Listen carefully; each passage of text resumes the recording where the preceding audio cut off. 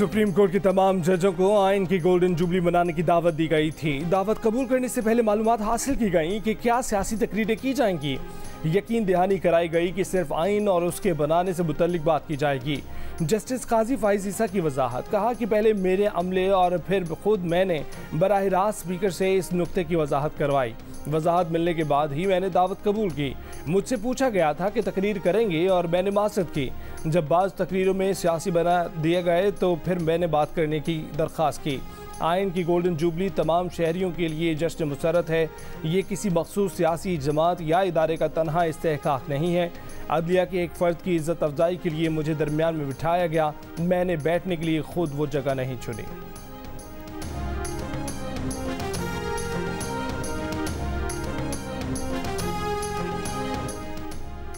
Chief justice Umar Ata Bandial और justice काजी फाइज ईसा के दरमियान मुलाकात। ज़राए के मुताबिक सुप्रीम कोर्ट के अमूर फैसलों पर दस्तखत की तारीख लिखने पर गुफ्तगू की गई। जस्टिस काजी फाइज ईसा ने आईन पाकिस्तान के गोल्डन जुबली कन्वेंशन में शिरकत पर भी बात की। तहरीक इंसाफ की रहनुमा फवाद चौधरी ने कहा है कि जस्टिस काजी फाइज ईसा को पार्लियामेंट नहीं जाना चाहिए था। उन्होंने जो वजाहत दी उससे बेहतर था ना देते। एक इंटरव्यू में कहा कि हर इदारे का एक डिसिप्लिन होता है। जस्टिस काजी फाइज ईसा को चीफ जस्टिस से मुलाकात जाने से पहले करनी चाहिए थी और उस मुलाकात में जाने से मुतल्लिक मशवरा करना चाहिए था।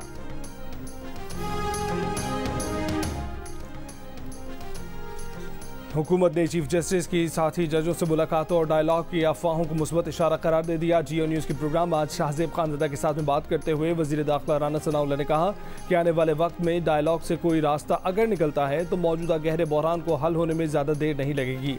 साथ ही ये भी वाज़ेह किया कि इमरान खान की अना और मुतकब्बिराना लहजे पर कोई समझौता नहीं होगा। इंतख़ाबात इमरान खान की डिक्टेशन के मुताबिक नहीं होने देंगे। बोले पार्लियामेंट ने सुप्रीम कोर्ट के फैसले से मुतल्लिक जो करारदाद मंजूर की है उसे किसी सूरत नज़रअंदाज नहीं कर सकते। अगर पार्लियामेंट इजाज़त देगी तो हम इलेक्शन के लिए पैसे देने के लिए तैयार हैं, लेकिन अगर पार्लियामेंट कहती है कि फुल कोर्ट बनाया जाए तो फिर चीफ जस्टिस से दरख्वास्त होगी कि वो इस बहरान को हल करें। अगर ऐसा नहीं किया जाता तो पार्लियामेंट के साथ खड़े होंगे और जो भी नताइज होंगे उसका सामना करेंगे।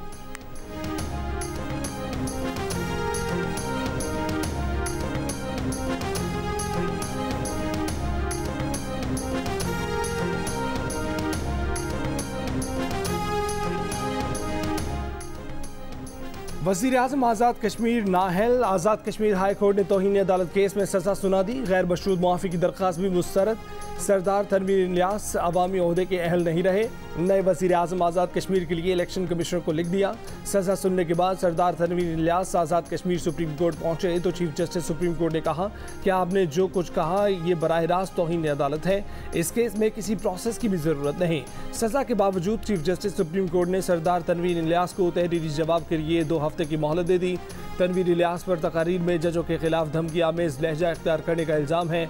आज़ाद कश्मीर इलेक्शन कमीशन ने सरदार तनवीर इलियास को डी सीट करने का नोटिफिकेशन जारी कर दिया। आज़ाद कश्मीर की तारीख में पहली बार किसी वज़ीर आज़म को तौहीन अदालत पर नाअहल करार दिया गया।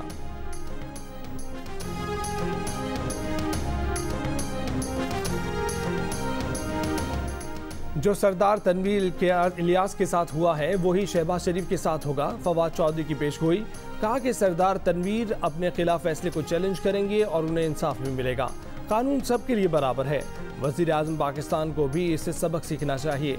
फवाद चौधरी ने यह चुटकुला भी छोड़ दिया कि मरीम नवाज ने शहबाज शरीफ को नाअहल करवाने का पूरा बंदोबस्त कर दिया है।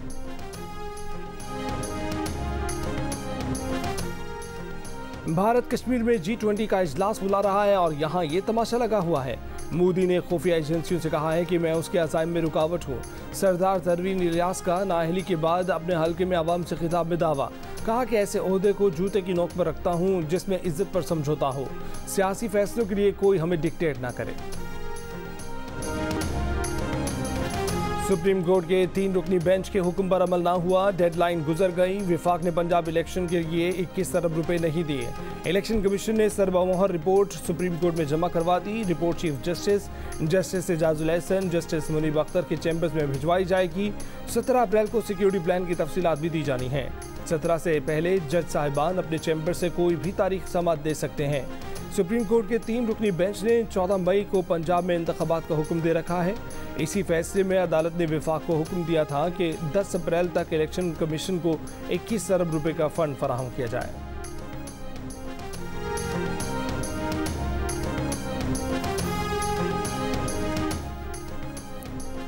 विफाकी वजीर ख्वाजा आसिफ ने नेशनल डायलॉग की तजवीज़ रख दी। कहा कि ये जो असद कैसर और दीगर लोग मुज़ाकरात की बात करते हैं, ये कौमी डायलॉग होने चाहिए। इस्टेब्लिशमेंट भी बैठे, मीडिया की भी नुमाइंदगी हो, सिविल सोसाइटी के भी लोग हों, तभी कौमी मुज़ाकरात कामयाब हो सकते हैं। पाकिस्तान की सियासी जमातें इस्टेब्लिशमेंट के असर रसूख से निकल सकती हैं। अमरीकी मीडिया को इंटरव्यू में कहा कि कलअदम TDP के रहनुमाओं की पाकिस्तान में दोबारा आबादकारी की हिकमत अमली नाकाम हो चुकी है। खैबर पख्तूनख्वा के लोग तालिबान के साथ रहने पर तैयार नहीं। कलअदम TDP आज भी पाकिस्तान में हमलों के लिए अफगान सरजमीन इस्तेमाल कर रही है। मुज़ाकरात की शुरुआत हुकूमत करती है। तहरीक इंसाफ के असद उमर का आसिफ जरदारी को जवाब। कहा कि सब की जिम्मेदारी है बहरान से निकलने में मुआवनत करें, अदलिया आइन से इनहराफ ना होने दे। हुकूमत के पास 2/3 अक्सरियत मौजूद नहीं, आइन में तरमीम नहीं कर सकती। आसिफ जरदारी ने गुज़िश्ता रोज़ कहा था कि मुज़ाकरात करने हैं तो अपोजिशन को वज़ीर आज़म के पास आना पड़ेगा।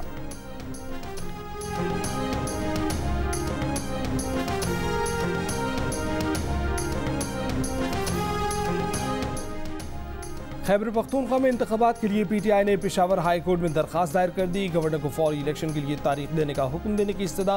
मुश्ताक गनी की तरफ से दायर दरख्वास्त में कहा गया है कि गवर्नर की 8 अक्टूबर की तारीख गैर कानूनी और गैर आइनी है। रजिस्ट्रार सुप्रीम कोर्ट ने गुज़िश्ता रोज़ PTI की दरख्वास्त से एतराज़ात आयद करके वापस कर दी थी। PTI ने एतराज़ात के खिलाफ अपील न करने का फैसला करते हुए हाई कोर्ट से रुजू किया है।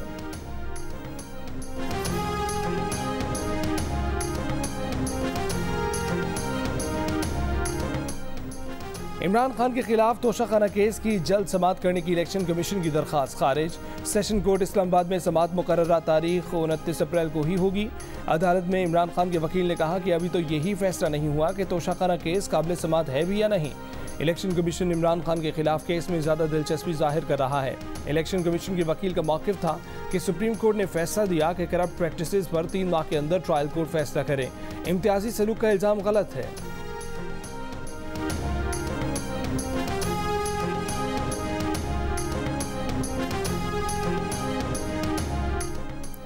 अमरीकी रुकनी कांग्रेस टेड लियू की इमरान खान से टेलीफोनिक गुफ्तगू। इमरान खान को यकीन दिलाया कि अमरीकी महकमा खारजा से कहा जाएगा कि वो पाकिस्तान में मुबैना गैर मुनसिफाना इक़दामात पर मदाखलत करें। टेड लियू कांग्रेस के बासठ डेमोक्रेटिक कॉकस के वाइस चेयर हैं। इमरान खान की बिछाई गई इक़्तिसादी बारूदी सुरंगों के बावजूद पाकिस्तान की मईशत बदस्तूर रवा दवा। डिफ़ॉल्ट की तमाम पेशगोइयाँ गलत अलार्म साबित हुई। सिफारती ताल्लुकात और तामीर नौ को न्याजी हुकूमत ने शदीद धचका पहुँचाया। इत्तेहादी हुकूमत के 1 साल मुकम्मल होने पर वज़ीर आज़म शहबाज शरीफ का बयान।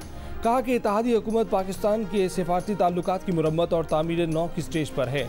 1 साल में पाकिस्तान की साख बनाने में बड़ी हद तक कामयाबी हासिल की है।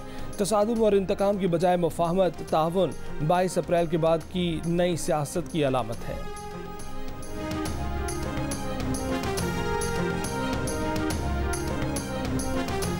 रहनुमा नून लीग बैरिस्टर जफरुल्लाह ने वज़ीर आज़म शहबाज शरीफ को इमरान खान को इफ्तार पर बुलाने की तजवीज़ दे दी। जियो न्यूज़ के प्रोग्राम कैपिटल टॉक में बात करते हुए उन्होंने हामिद मीर की इस इत्तला से इत्तफाक किया कि इमरान खान और शहबाज शरीफ साथ बैठने को तैयार नहीं हैं। सदर supreme court bar association Nabil Zubairi ने कहा है कि अगर वज़ीर आज़म बुलाएं तो इमरान खान को इफ्तारी पर ज़रूर जाना चाहिए। Chairperson human rights commission of Pakistan Hina Jilani ने कहा कि अगर इमरान खान वाकई डायलॉग चाहते हैं तो उन्हें वज़ीर आज़म शहबाज शरीफ के पास जाना चाहिए। Army chief general Asim Munir का हैवी इंडस्ट्री टेक्सला का दौरा। आर्मी चीफ को हैवी इंडस्ट्री टेक्सला की तकनीकी सलाहियतों और जारी मंसूबों की पेशरफ्त पर ब्रीफिंग दी गई। आर्मी चीफ ने HIT की मुख्तलिफ फैक्ट्रीज़ का दौरा किया। मकामी तौर पर तैयार की गई 155 mm आर्टिलरी गन बैरल्स का मुआयना किया। आर्मी चीफ ने कहा कि हैवी इंडस्ट्री टेक्सला इल्मी मईशत और तहकीक व तरक्की का मरकज़ है। ये दिफाई पैदावार में खुद इन्हिसारी के हसूल के लिए कुंजी है। कौमी बरामदात और मईशत में अहम किरदार अदा करती है। आर्मी चीफ ने HIT के ऑफिसर्स और अफरादी कुव्वत की जदीद दिफाई पैदावार में सलाहियतों को सराहा।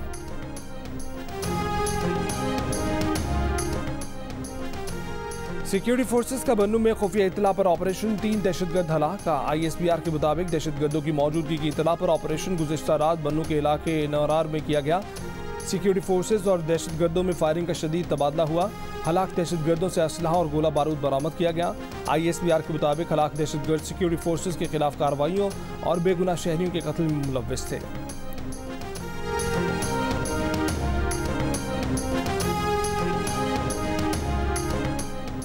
अफगानिस्तान से कारतूस स्मगल करने वाला ट्रक को हाट में पकड़ा गया। ड्राइवर गिरफ्तार। ट्रक से मुख्तलिफ बोर के 31,000 कारतूस और मैगजीन बरामद। कच्चे में पंजाब पुलिस का डाकुओं के खिलाफ ग्रैंड ऑपरेशन तीसरे रोज भी जारी। कई ठिकाने गिराने के बाद जला दिए गए। संगीन जराइम में मुलव्विस माछी गैंग के 2 डाकू हलाक कर दिए गए। पुलिस का 6 की गिरफ्तारी और सैकड़ों एकड़ रकबा क्लियर कराने का भी दावा। तर्जुमान पंजाब पुलिस का कहना है कि सिंध पुलिस के साथ बर वक्त मालूमात का तबादला करते हुए मुजरिमों का मुकम्मल खात्मा किया जाएगा। कच्चे के इलाकों में रियासत और कानून की रिट बहाल की जाएगी।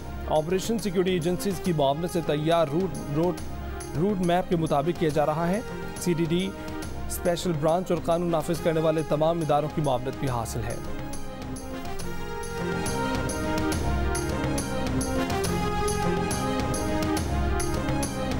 कच्चे के डाकुओं के पक्के में मौजूद सहूलतकारों को टफ टाइम देंगे। इंटेलिजेंस की बुनियाद पर 3 माह में बड़ी कामयाबियां हासिल कर लीं।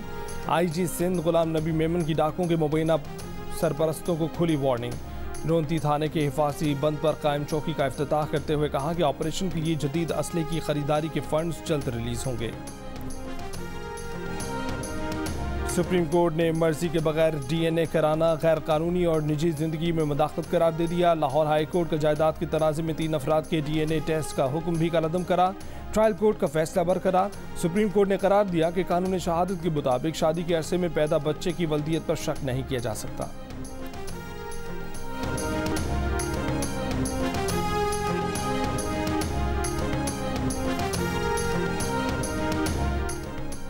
नई मरदमशुमारी नया इंकशाफ। कराची और हैदराबाद डिवीजन की आबादी में सिर्फ 29 लाख का फ़र्क रह गया। कराची डिवीजन की अब तक आबादी 1,39,39 लाख और हैदराबाद डिवीजन की आबादी 1,10 लाख से ज़ायद शुमार की गई है। दोनों डिवीजन में मरदमशुमारी का काम 95% तक मुकम्मल हो चुका है। नवाज शरीफ लंदन से सऊदी अरब के लिए रवाना। रमज़ान का आखिरी अशरा अपने ख़ानदान के अफराद के साथ सऊदी अरब में गुजारेंगे। उम्रे की सादत भी हासिल करेंगे। लाहौर से मरीम नवाज भी जद्दा पहुंच गईं। एयरपोर्ट पर भाई हुसैन नवाज ने इस्तकबाल किया। मरीम नवाज के साथ उनके शौहर कैप्टन रिटायर्ड सफदर, बेटे जुनेद सफदर, बेटी महरुन्निसा और महानूर सफदर भी जद्दा पहुंची हैं। दौरा सऊदी अरब में नवाज शरीफ और मरीम नवाज शाही खानदान के खुसूसी मेहमान होंगे। नवाज शरीफ ईद के बाद बरतानिया वापसी से पहले कुछ दिन दोहा में भी क़याम करेंगे।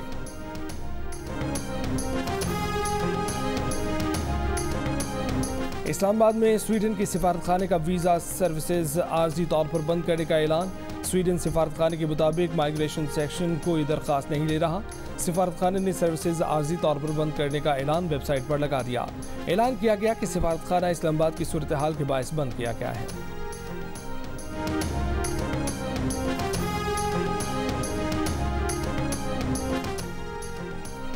बरतानिया में होने वाले नए सर्वे में इदाराजाती नस्ल परस्ती में कमी का हुकूमती दावा मुस्तरद। रिपोर्ट में कहा गया है कि बरतानिया में तमाम नस्ली और मजहबी अक़लियतों को जिस्मानी और ज़बानी नस्ल परस्ताना रवैये का सामना है।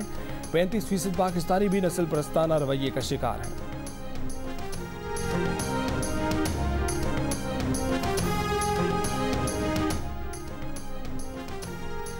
हुंजा से ताल्लुक़ रखने वाली डॉक्टर नाज़नीन नमान ने 42 इंच लंबी सींगों वाले आइबेक्स का कामयाब शिकार कर लिया।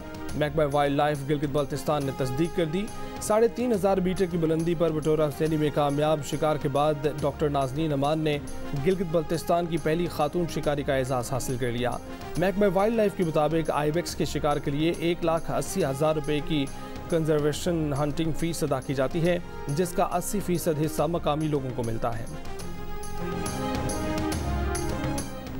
न्यूजीलैंड क्रिकेट टीम की लाहौर आमद। खिलाड़ी पुरजोश। बैटर डैरिल मिचेल का कहना है कि पाकिस्तान की टीम वर्ल्ड क्लास है।